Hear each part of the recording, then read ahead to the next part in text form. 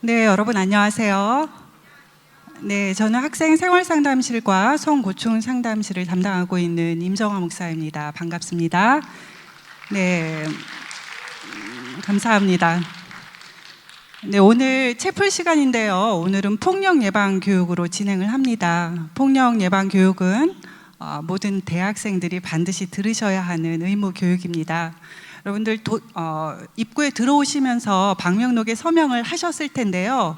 혹시 아직 못하신 분이 계시다면 교육을 마치고 나가실 때 꼭 서명을 해주시기 바라겠습니다. 그리고 오늘 이 교육을 마칠 때쯤에 여러분들 문자로 교육 후기 설문 링크를 보내드립니다. 그 설문지까지 작성을 하셔서 제출을 해주셔야 여러분들의 이 교육 출석 체크가 완료된다는 점 꼭 기억하시고 잘 협조해 주시면 감사하겠습니다. 또 한 가지 광고사항을 말씀드리는데요. 요거는 이 교육과는 무관한 건데, 오늘 이 자리에서 오후 8시에 유기성 목사님께서 인도하시는 예수 동행 집회가 있게 됩니다. 여러분들 일정 꼭 기억하시고 많이 참석하셔서 유익한 시간 가지시기 바라겠습니다. 네, 강사님을 소개해 드리도록 하겠습니다. 박인경 강사님이신데요. 우리 강사님께서는 한국양성평등진흥원에 소속된 강사님이시고 체험과 성장 심리상담센터의 대표로도 활동하고 계십니다. 우리 강사님 올라오실 때 큰 박수로 환영해 주시면 감사하겠습니다.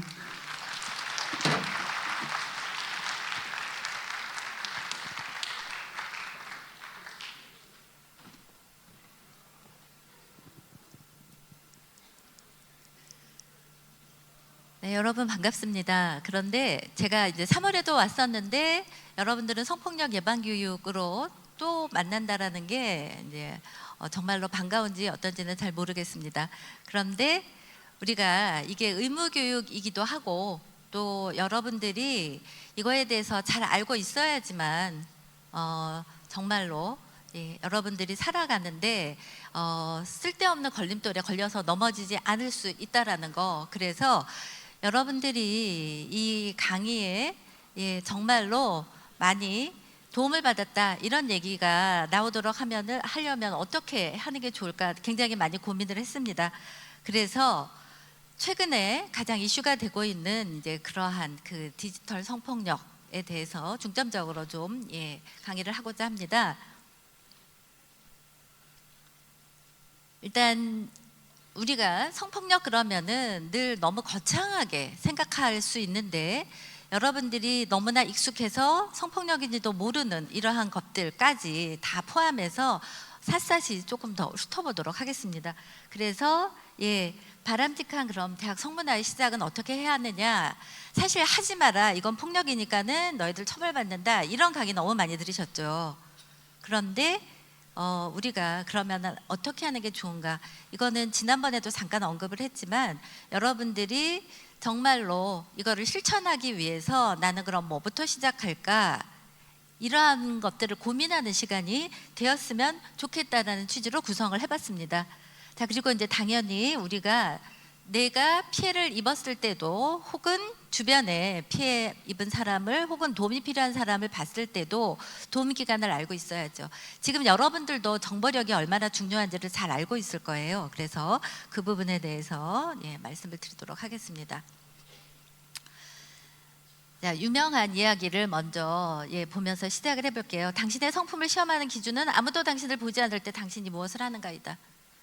그러니까 아무도 보지 않을 때 우리가 가장 자유롭게 나답게 시간을 보낸다, 이렇게 볼 수 있죠. 그런데 누군가를 의식해서, 그리고 누군가한테 평가받지 않을 때, 그리고 그러한 어떤 다른 사람의 시선에서도 자유로울 수 있다라고 할 때, 그때 나를 한번 여러분들이 그래서 돌아보셨으면 좋겠는데, 오늘 디지털 성폭력과 관련해서는 정말 이 부분을 잘 기억을 했으면 좋겠습니다. 노트북 앞에 나만 앉아 있는데 내가 이렇게 하는지 누가 알겠어. 자, 그렇지만 모든 온라인상의 여러분들의 활동은 기록이 남습니다. 그러면서 사람은 아무도 또 모를 수 있다고 쳐도 우리가 가장 두려워해야 되는, 그리고 우리가 가장 의지하고 있는, 그리고 우리를 지금까지 오게 한 그 존재는 다 알고 계신다라는 거죠. 제가 신학대학교에 강의를 준비할 때와 일반 대학교의 학생들을 대상으로 강의를 준비할 때는 마음이 다릅니다. 그리고 훨씬 더 많은 고민을 하죠. 이런 거를 굳이 얘기를 할 필요가 있을까? 그래도 아는 게 낫지 않을까? 그러한 생각을 참 많이 하는데, 여러분들이 그래서 정말 거룩한 삶에 대해서 늘 고민하고 있는 여러분한테는 굉장히 불편한 내용이 들어갈 수도 있을 수도 있습니다. 그런데 그런 부분에 대해서 워낙 다양하잖아요. 여러분들이 이 안에 신학대학교 학생이라고 해서, 그리고 대학원생이라고 해서, 간혹 계시는 교직원이라고 해서 다 똑같지는 않거든요. 그래서 이제 그런 부분들을 좀 감안을 해서 들어주셨으면 좋겠습니다. 개인차가 크다라는 거. 자, 여러분들한테 퀴즈 먼저 낼게요. 여성폭력 방지정책 기본계획 2021년 시행계획 실적 분석 평가 결과에서 공공부문 성폭력이 가장 많이 발생한 기관은 어딜 것 같으세요? 자, 여러분들 항상 보면은 답을 모를 때는 찍어야죠, 답을. 그런데 지금 이 강의는 우리 학교에서 이루어지고 있어. 그러면은 느낌이 온다. 그리고 보통 여러분들 찍을 때 답이 3번이나 4번에 있었던 경우가 제일 많죠. 근데 저는 이거는 가나다 순으로 넣기는 했습니다, 배열을. 그런데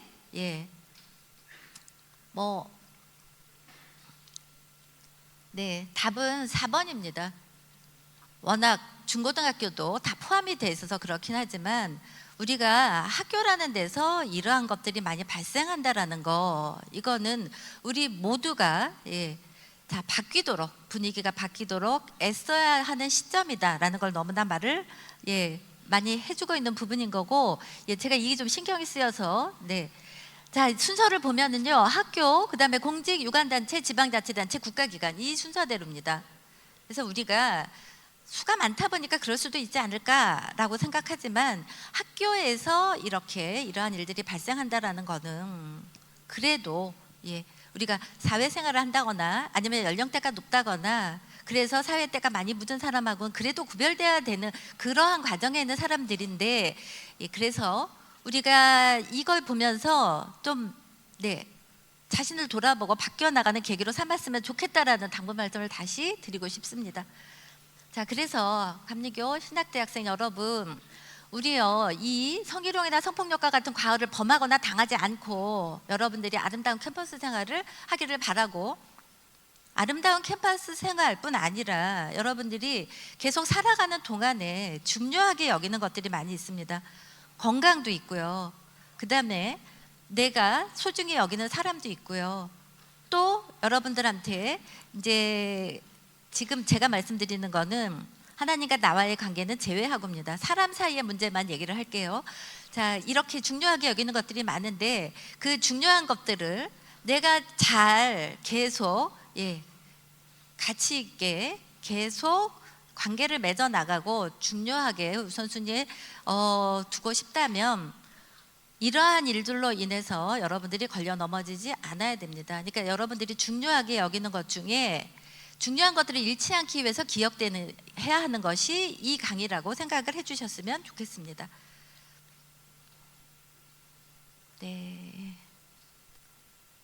자, 제가 3월에 와서 했던, 자, 여러분들의 아름다운 캠퍼스 생활이라 그래서 제가 그냥 아름답지 않은 이 이야기 3월에 제 강의에서 보여드렸던 거 기억하고 있는지 모르겠습니다.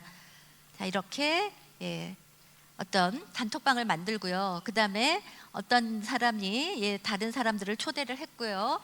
거기에다가 이렇게 어떤 사람의 동영상을 올린 거. 왜 이렇게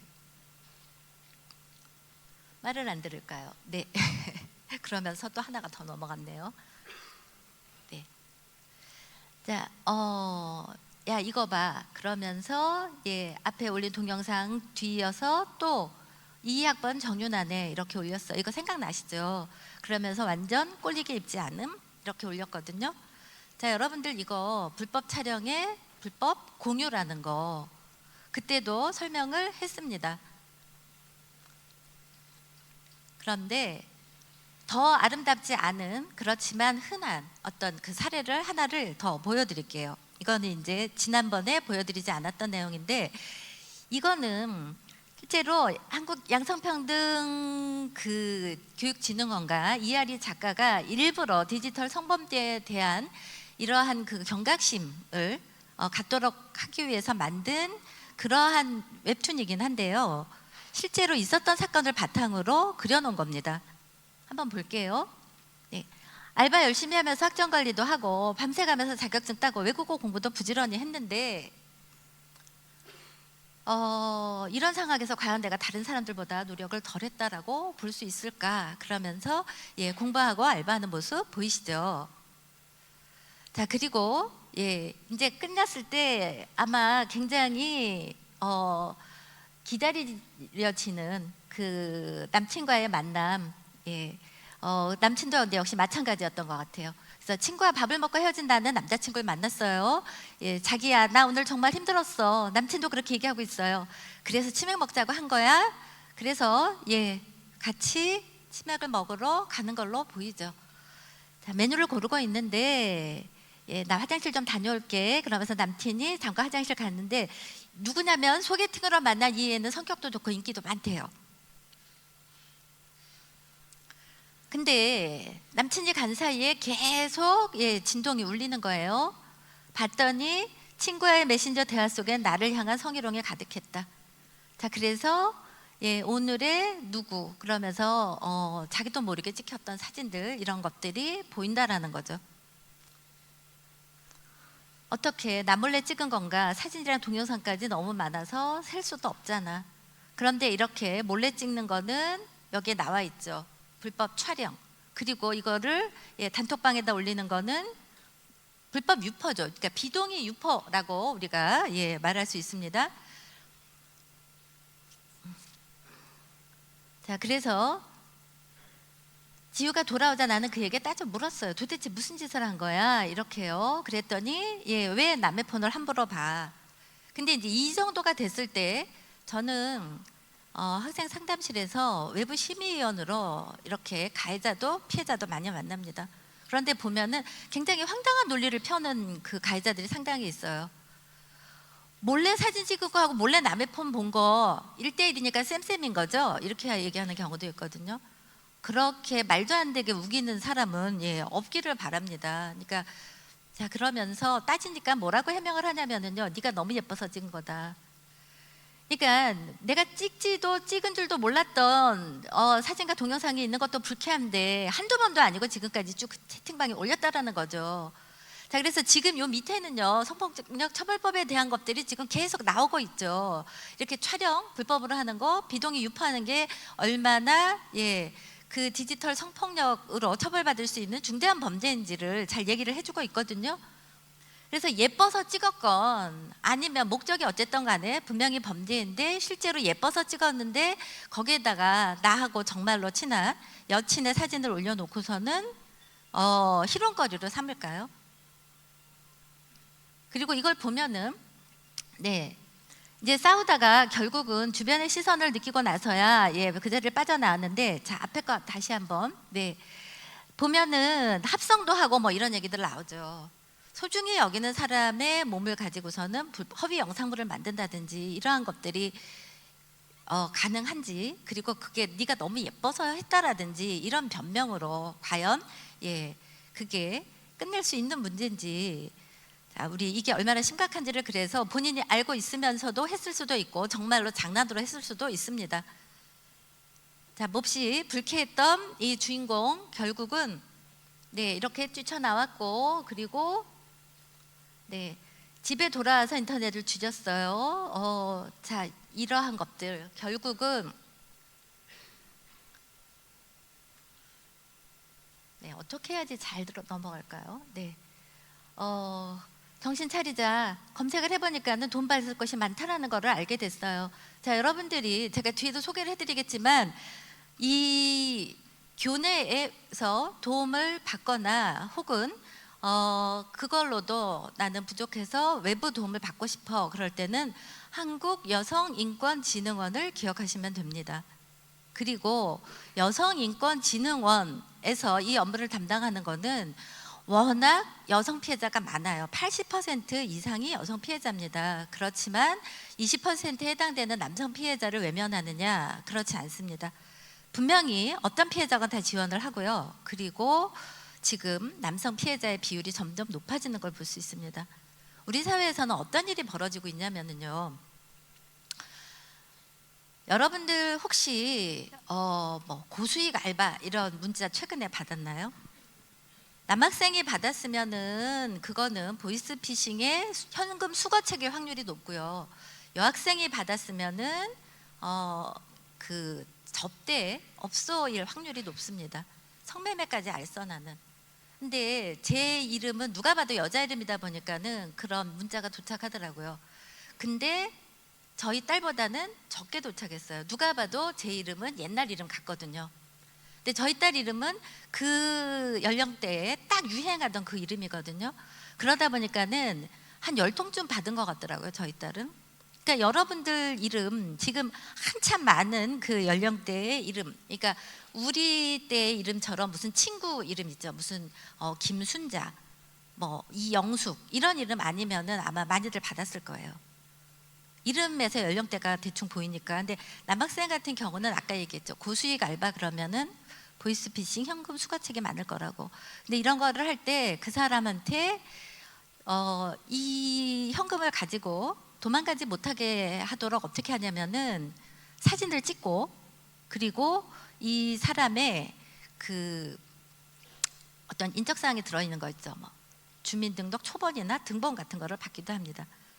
그리고 만약에 문제가 생기잖아요. 그러면은 남성의 경우도 뭐 자위 동영상이라든지 이런 거에 합성을 해가지고서는 그 허위 동영상을 유포하기도 합니다. 자, 이러한 것들로 인해서 남성 피해자가 점점 늘어나는 걸 볼 수가 있거든요.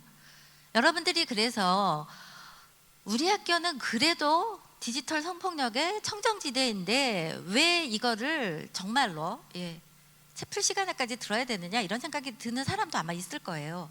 그런데 우리 사회에서 지금 어떤 일들이 일어나고 있는지에 대해서 분명히 아셔야 됩니다. 보이스피싱 범죄가 어떤 수법으로 이루어지는지 알아야지만 우리가 피해를 안 입을 수 있는 것처럼 일어나고 있는 현상에 대해서 그래서 많은 부분들을 여러분들이 알도록 하는 게 제 임무라고 생각을 하는데, 하여간에 다시 넘어갈게요. 돈 받을 곳은 많다라는 것을 알게 됐고, 자, 실제로 이렇게 관련법에 대해서 여기에서 그래서 소개를 하고 있습니다. 지금 여기에서 이제 그 나온 범죄가 불법 촬영서부터 비동의 유포, 그다음에 이제 재유포 확률도 높은 거죠. 거기에 올라온 동영상 누군가가 다운받아서 다른 단톡방에 또 올릴 수도 있는 거니까요. 그리고 이렇게 성적 촬영물 이용한 협박, 강요 이런 것들도 있을 수 있죠. 그다음에 우리 여기 허위 영상물을 또 제작할 수도 있다라는 거. 그래서 이 외에도 어떤 것들이 디지털 성폭력에 해당이 되는지 다 자세하게 그래서 소개를 해드리려고 합니다. 자, 우리 지금 그래서 성폭력과 관련해서는 계속 법이 강화가 되고 있고 더 촘촘해지고 있다라고 보면 됩니다. 우리 의제 강간 연령이 상향된 거 여러분들 이거 다 보도된 내용이지만 한번 다 쭉 점검을 하면서 명확하게 알고 있는 게 좋습니다. 우리나라 같은 경우는 의제 강간 연령이 굉장히 낮았거든요. 13세로. 일본하고 우리가 대표적으로 13세인 나라였는데 이제 높아졌어요. 의제 강간이 뭔지 여러분들 잘 알겠지만 잠깐 설명을 다시 드리면, 분명히 내가 누군가와 성관계를 하겠다고 동의를 했어도 그 동의가 분명히 얘가 판단할 능력이 있는 나이가 아니기 때문에 이거는 정확한 동의라고 볼 수 없다. 그렇기 때문에 의제 강간이라고 한다라는 거죠. 근데 그 나이가 13세 미만이라는 거는 그럼 14세는 충분히 동의할 능력이 있다라고 보나요? 그렇지 않는 거죠. 분명히 제가 대학생 피해자를 봤어도 아직 이게 도대체 뭘 의미하는 건지 모르고 따라갔다거나 같이 있었다거나 하는 거를 참 많이 볼 수가 있거든요. 그렇기 때문에 13세 같은 경우는 우리가 정말로 왜 소녀를 갑자기 이런 성적인 자기결정권에 있어서는 이렇게 성숙하게 보는 거지? 라는 의구심이 들 정도니까요. 그래서 자, 16세 16세 미만으로 상향 조정이 됐습니다. 자, 그다음에 미성년 피해자가 성인이 된 후부터 공소시효가 적용이 됩니다. 그래서 여러분들이 만약에 어렸을 때 누구로부터 성폭력의 피해를 입었다 그러면은 우리가 보통은 강간이라고 말하는 성폭행 아니면은 그냥 그럴 수도 있지라고 생각하는 경우가 많아요. 그렇지만 이러한 것들, 성추행도 그리고 늘 언어적으로 하는 어떤 성희롱 이런 것들도 개인의 인생에 있어서 굉장히 상처로 남아서 끝까지 그 사람한테 나쁜 영향을 미칠 수도 있거든요. 그러면 어렸을 때 이러한 피해를 입었을 때는 내가 뭔지 몰랐죠. 자, 그래서 법이 바뀌어서 성인이 된 다음서부터 카운트를 하는 겁니다. 그래서 그때서부터 공소시효가 적용이 되고요. 그 다음에 13세 미만 아동과 누구에 대한 성폭력은 공소시효가 없는데 누굴까요? 아동뿐 아니라 우리 사회의 가장 약자라고 보여지는 그러한 그 대상 누굴까요? 세자. 네, 맞습니다. 그래서 13세 미만 아동과 장애인에 대한 성폭력은 공소시효가 없습니다. 그리고 디지털 성범죄 처벌이 강화됐어요. 제가 촘촘해졌다라고 얘기하는 게 바로 이 디지털 성범죄와 관련된 부분입니다. 그래서 지금 쭉 눈으로 보시면은 다 보이시죠? 불법 촬영서부터 시청. 나는 누가 링크 걸어서 보내줬는데 보기만 했어요. 아직도 이런 얘기를 하는 거는 이제 연령대가 높은 분들이 많아요. 네, 여러분들도 다시 한번 점검을 하시기를 바랍니다.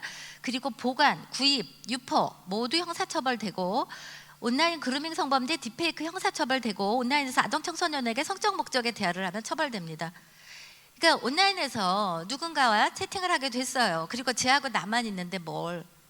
그리고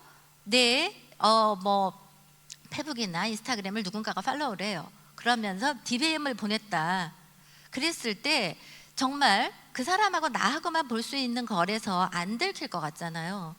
근데 그게 아니라는 거. 온라인 공간에서 일어나는 일은 다 흔적이 남으며 제가 아까도 말씀드렸지만 누군가는 보고 계신다라는 거 여러분들은 그걸 잘 기억을 했으면 좋겠는데 그 사람이 만약에 13세 미만이잖아요. 그런데 나는 13세 미만인지 모르고 성적인 농담을 좀 했다. 그러면은 몰랐기 때문에 괜찮을까요? 사실 그렇지 않은 경우가 많습니다. 그래서 여러분들이 그런 걸림돌에 걸려서 넘어지지 않기를 바란다라는 거예요. 그리고 온라인 성범죄로 얼마 이상의 벌금형을 받을 경우 3년간 공무원 신규 임용 제외됩니다. 그다음에 현직 공무원 당연 퇴직이고요. 얼마일까요? 벌금형도 전과가 남습니다. 근데 얼마 이상의 벌금형을 받을 경우일까요? 여러분들 상상력을 한번 발휘해 보세요. 얼마일 것 같으세요? 똑 떨어지는 금액이에요. 상상도 안 되나요? 네, 100만 원입니다. 근데 벌금형이 100만 원이면은 사실은 저거는 상당히 중범죄를 저질렀구나라고 볼 수가 있거든요. 자, 그래서 우리가 구속이 된다거나 그렇지 않다라고 해서 자유로울 수 없습니다. 당연히 기록이 남고요. 그리고 21년 9월 24일부터는 경찰 위장 수사가 가능합니다. 그리고 성매매 피해 아동 청소년은 처벌하지 않고요. 지난번 강의에도 이거를 되게 고민을 했습니다. 그런데 이 부분에 대해서 이번에는 그냥 과감하게 넣으면서 여러분들한테는 해당이 없었으면 당연히 좋겠습니다. 그런데 그럼에도 불구하고 우리 주변에는 있을 수 있다라는 거, 그래서 잘 기억을 하시기를 바라면서 자, 그러면 성폭력 예방의 시작은 뭐냐면은 일단 누군가가 성적 대상화되지 않는 거예요.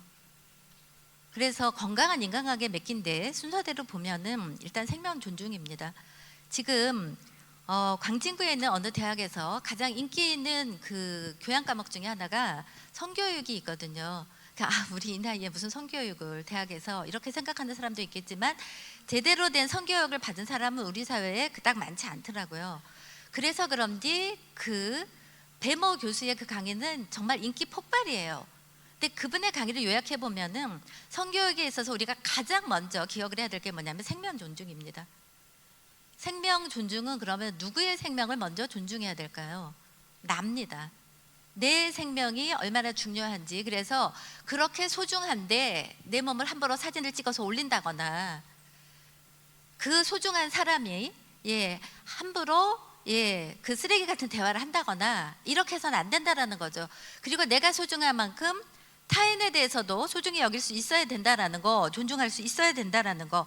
자, 그다음에 한 걸음 더 나아가서 우리가 해야 될 건 뭐냐면은, 개인의 사적인 영역을 우리가 경계라고 하는데, 그 경계가 존중되어야 한다라는 거. 그다음에 조금 더 경계 존중해서 더 구체화할 필요성이 있는 거는 동의입니다. 그래서 우리가 누군가 뭘 할 때 꼭 필요한 거는 동의라는 거죠. 그것도 적극적인 동의. 아무 말 안 했으니까 너 동의한 거야, 이렇게 생각하면 안 됩니다. 만약에 제가 강의를 준비를 하다 보니까 강의할 내용이 너무 많더라고요. 그래서 여러분들 12시 50분에 끝내는 게 당연한데 저는 1시 50분까지 하겠습니다. 괜찮으시죠?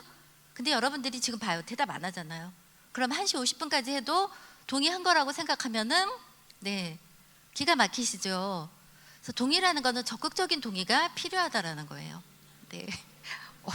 처음으로 반응이 나오네요, 오늘. 12시 50분까지 할 겁니다. 더 줄일 수도 있어요. 자, 그리고 우리가 너무나 익숙하게 이 온라인상에서나 미디어를 통해서 봤기 때문에 비판도 하게 되지 않는 건강하지 못한 인간관계 사례를 몇 장면 보여드릴게요. 자, 여러분들도 웹소설이나 웹툰 많이 보죠. 그리고 예전에는 별로 그렇지 않았는데 요즘에는 훨씬 더 웹소설이나 웹툰을 바탕으로 해서, 원작으로 해서 만들어진 드라마들이, 그리고 영화가 인기가 있더라고요. 얼마 전에 했던 그 남남이라는 드라마도 제가 굉장히 재밌게 봤거든요. 근데 저만 해도 아직은 웹소설에 빠지게 되지는 않는데, 그거를 바탕으로 해서 이제 남남은 웹툰이었죠. 드라마가 됐는데 너무 재밌는 거예요. 그러면서 웹툰도 찾아보게 되더라고요. 근데 이제 그런 것들을 다 한번 찾아본 사례들입니다. 자, 이거 이게 뭐냐면은요, 여기에 이제 그 숏폼, 그다음에 틱톡까지 다 포함한 건데, 이 헬스클럽을 운영하는 사람이에요. 근데 맘 놓고 나는, 그래서 운동하는 여성들의 몸을 본다. 그러니까 이제 성적 대상화하는 거죠. 그래서 그냥 엉덩이만 보는 거야. 이런 것들이 아무런 여과 없이 올라오더라고요. 그러니까 여러분들이 이런 걸 자주 보잖아요. 그러면은 그냥 세상에 다 저러고 사나 보다라는 생각이 들기도 해요.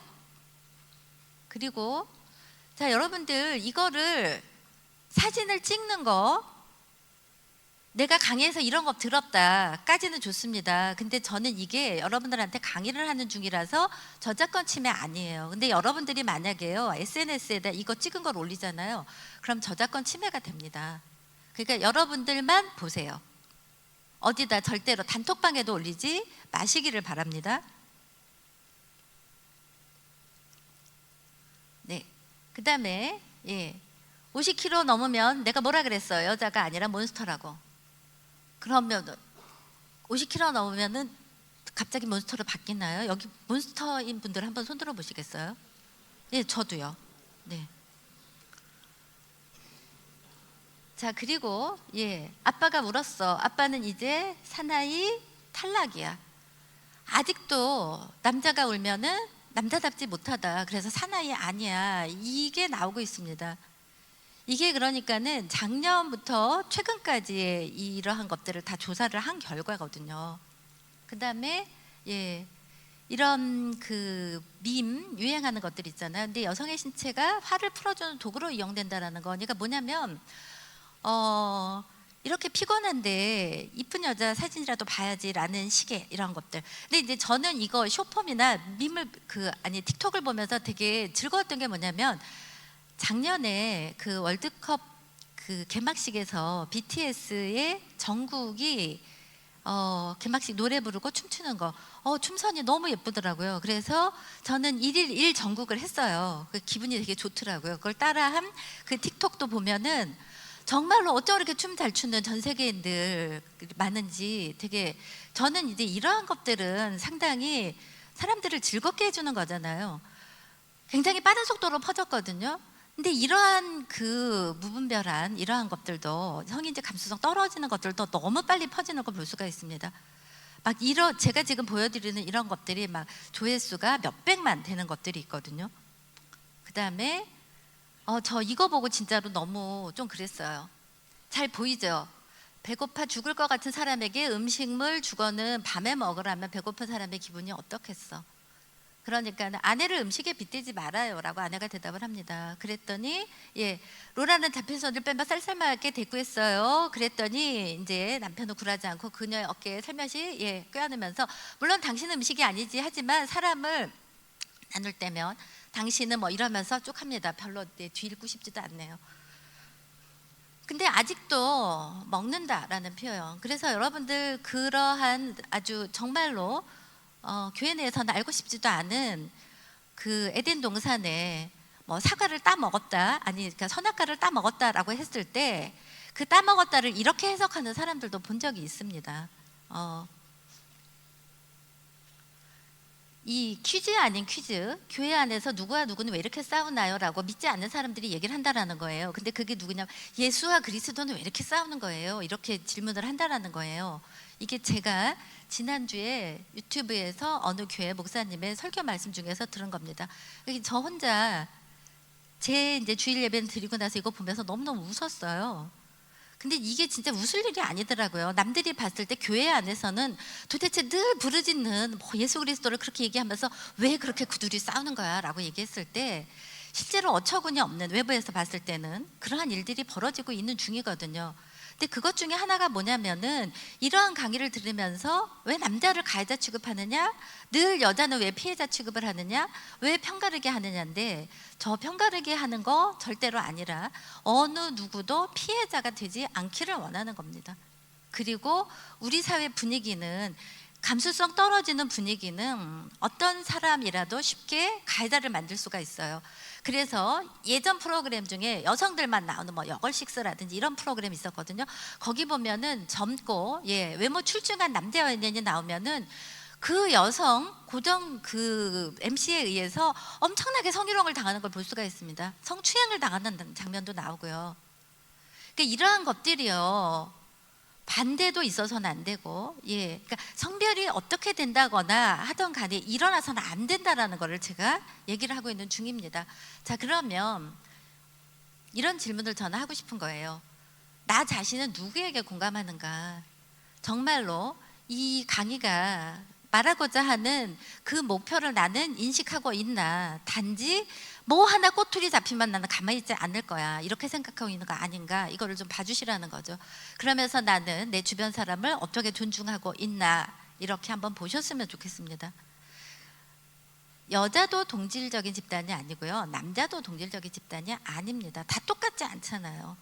그래서 이 편가르기를 했을 때 도대체 누구한테 이득이 돌아가나, 구조적으로 편가르기를 하면서 상대의 성을 우리가 비난하고 비판하게 만드는 건 그럼 누군가, 이런 것들을 그래서 더 나아가서는 좀 보셨으면 좋겠습니다.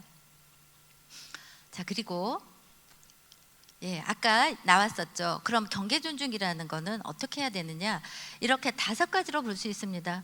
그래서 다른 사람한테 물리적인 거리, 그 사람이 누군가가 나한테 훅 들어오는 거 부담스러워 할 만한 거리들이 다 있거든요. 친한 친구는 가서 바로 팔짱을 끼기도 하고 손을 잡기도 하고 어깨에 손을 올리기도 합니다. 자, 그런데 누구한테나 그래서 그 경계 다 똑같지는 않습니다. 그렇지만 내가 지금 누구를 대하고 있을 때 저 사람과 나 사이에 지켜야 되는 경계 대충은 짐작을 다 할 수 있거든요. 그걸 잘 지키고 있나 보시면 됩니다.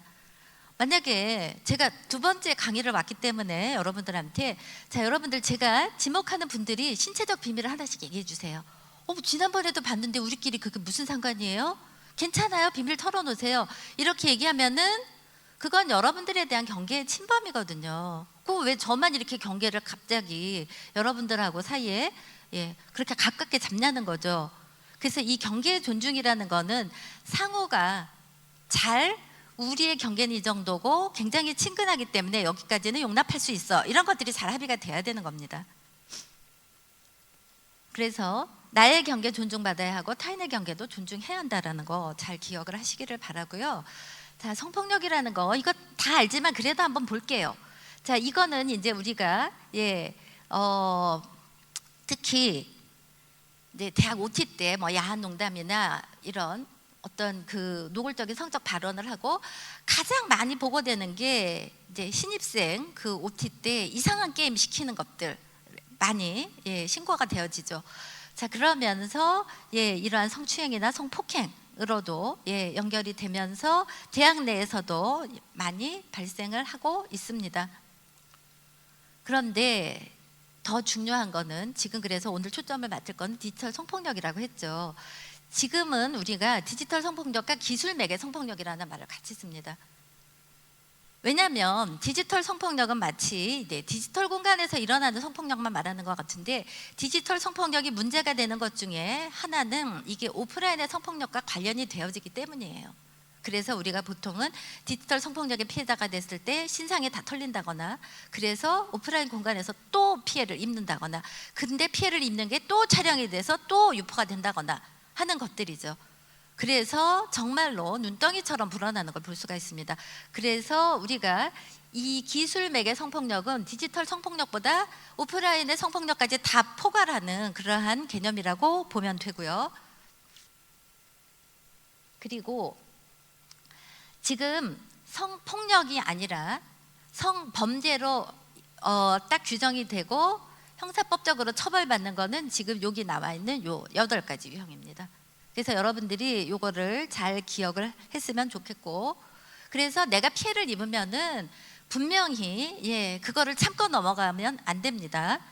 자, 일단 피해자가 꼭 알아야 하는 내용은 피해 영상물이나 원본 사진, 영상 이런 것들 삭제하지 마세요. 그리고 대화방 나가지 말고 유지하고 그리고 너무나 끔찍해서 단톡방에서 혹은 다른 어떤 온라인 공간에서 봤을 때도 사람들이 나와버리는 경우가 되게 많이 있거든요.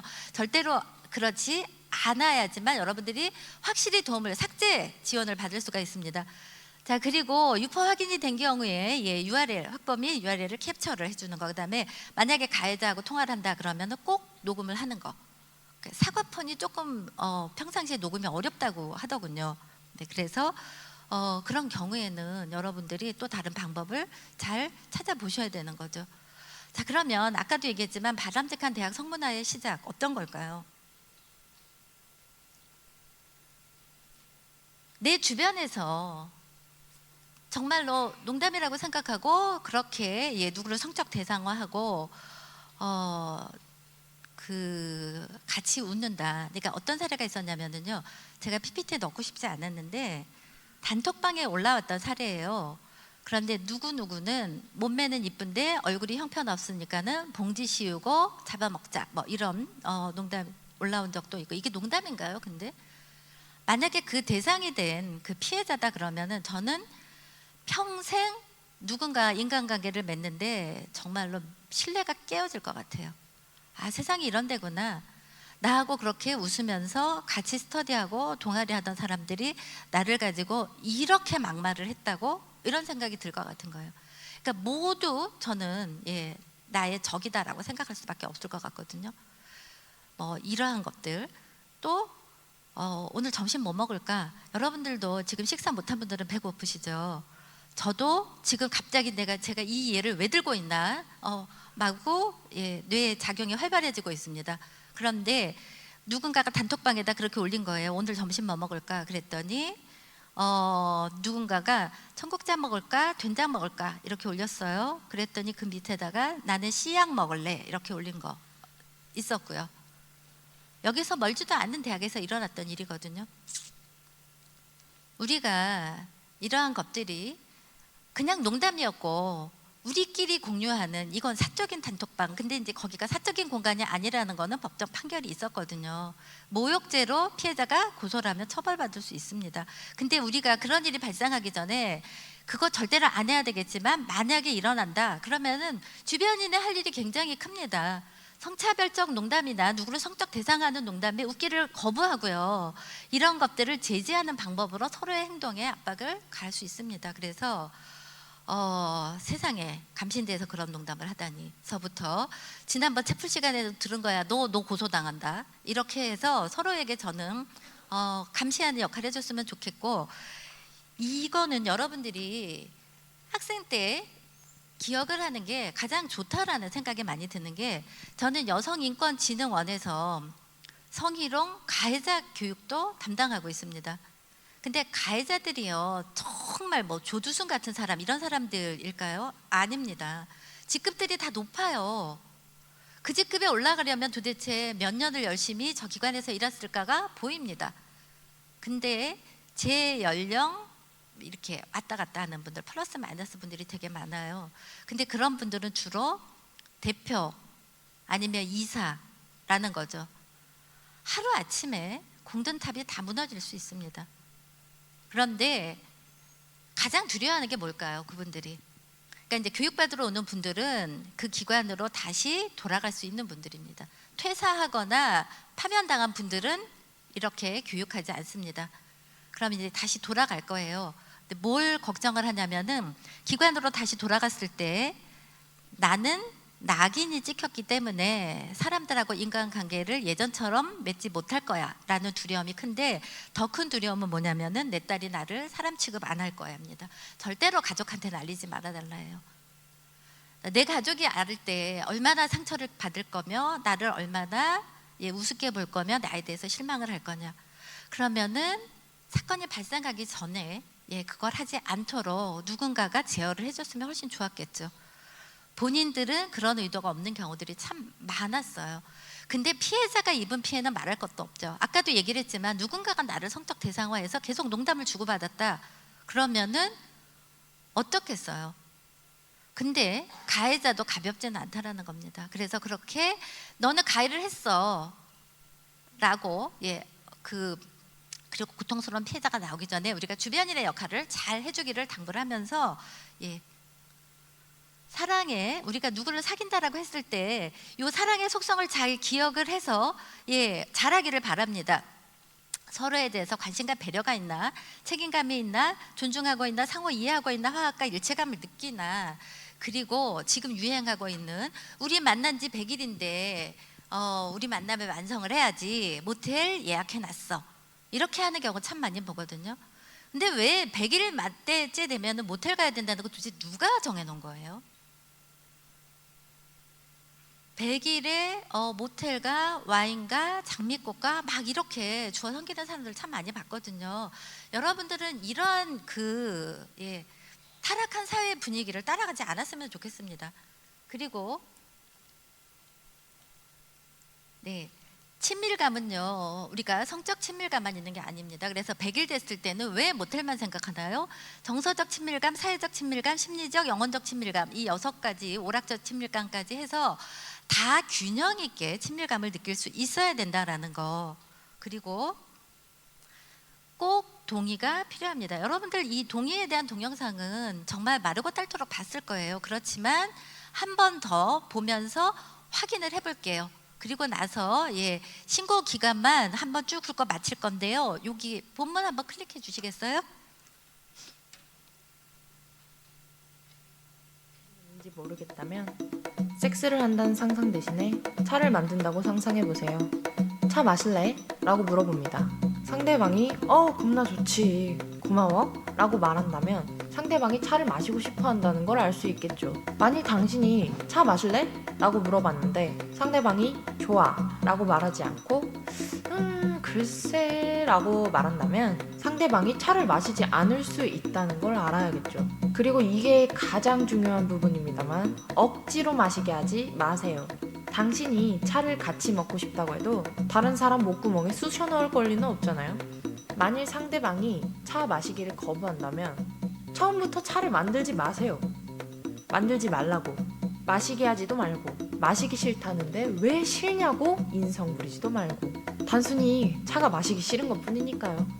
오케이? 문자로 흐흐를 보냈다고 해서 차를 먹고 싶은 건 아니고, 당신을 좋아한다고 해서 너랑 차를 먹고 싶은 건 아니고, 차를 좋아한다고 해서 그걸 너랑 먹고 싶은 건 아닙니다. 그럼 언제 같이 먹고 싶은지 아냐고요? 네가 차 먹을래? 라고 물어봤을 때 좋아 라고 말하지 않으면 너랑 안 먹고 싶은 거, 이거 레알임. 또 같이 술을 마시자고 했다고 해서 너랑 차를 마시고 싶은 건 아닙니다. 여기가 그 중요한 부분인데, 술을 마시고 싶은 사람한테 차를 억지로 마시게 하지 마세요. 술을 먹고 싶은 사람은 차를 마시고 싶진 않습니다. 어떤 사람들은 물을 끓이고 차를 우려내는 동안 마음이 변하기도 한답니다.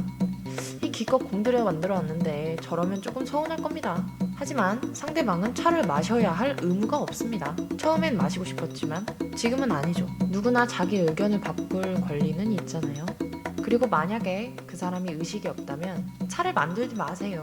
의식이 없는 사람은 차를 원하지 않습니다. 차 마실 거냐고 물어봤자 대답을 못 할 겁니다. 의식이 없으니까. 그래요. 처음에 물어봤을 때 의식이 있었을 수도 있고 마시겠다고 대답했을 수도 있겠네요. 하지만 당신이 주전자에 물을 끓이고 차를 우리는 동안 그 사람은 의식불명이 됐습니다. 차차는 이제 내려놓는 게 좋겠군요. 그 사람의 안전을 확보해주세요. 그리고 가장 중요한 파트인데, 억지로 차를 들이붓지 마세요. 이제 상대방에게 억지로 차를 마시게 하는 게 얼마나 어이없는 행동인지 알게 됐나요? 차를 마시기 싫어한다는 걸 이해할 수 있다면 섹스에 대해서도 마찬가지겠죠. 차를 마시는 것도 섹스를 하는 것도 좋아가 가장 중요합니다. 자, 저는 이제 차나 한잔하러 가보겠습니다. 여러분들 굉장히 이 동의에 대해서는 많이 봤을 겁니다. 그런데 동의는 침묵이 아니라는 거, 그리고 적극적인 동의가 필요하다라는 거, 그리고 그 적극적인 동의가 있어야지만 나도 안전할 수 있다라는 거 잘 기억을 하길 바라면서, 네, 교회 내 건강한 인간관계 중에 성폭력 근절과 관련해서, 그러니까 뭐냐면은 일단 이 굉장히 가부장적인 구조죠. 이런 것들을 볼 수 있어야 되고, 제도적인 장치, 그래서 개개인의 의식 변화도 중요하지만 더불어서 제도적인 장치를 마련하는 것도 중요하고, 그리고 이런 부분에 대해서 우리가 이미 발생한 거에 대해서는 피해자가 잘 치유받을 수 있고, 그 다음에 다시 발생하지 않을 수 있도록 여러 가지 우리 그 개선할 부분을 개선하는 게 중요합니다. 자, 그래서 도움차 빨리빨리 보여드리고 끝낼게요. 송고충 상담소 기억하시고요. 그래서 이 관련된 일을 다 하고 있습니다. 학생 상담센터 안에 있는, 자, 이렇게 되어 있습니다. 이거 다 여러분들 다 그 들어가 보면 다 나와 있으니까는, 자, 그리고 외부는 이렇습니다. 여기에 한국여성인권진흥원 이렇게 나와 있죠. 굉장히 다양한 걸 하기 때문에 여러분들이 만약에 이것도 여성인권진흥원 맞을까라는 생각이 들어도 하면은 거의 다 도움을 받을 수 있습니다. 그래서 요거 잘 기억을 하면 되고요. 네, 제가 45분에 끝내고 싶었는데 48분이 됐습니다. 3분을 더해서 그래도 50분보다는 짧은데 혹시 질문 있으신가요? 네. 자, 그러면 여기서 마치도록 하겠습니다. 여러분들 수고 많으셨습니다. 감사합니다.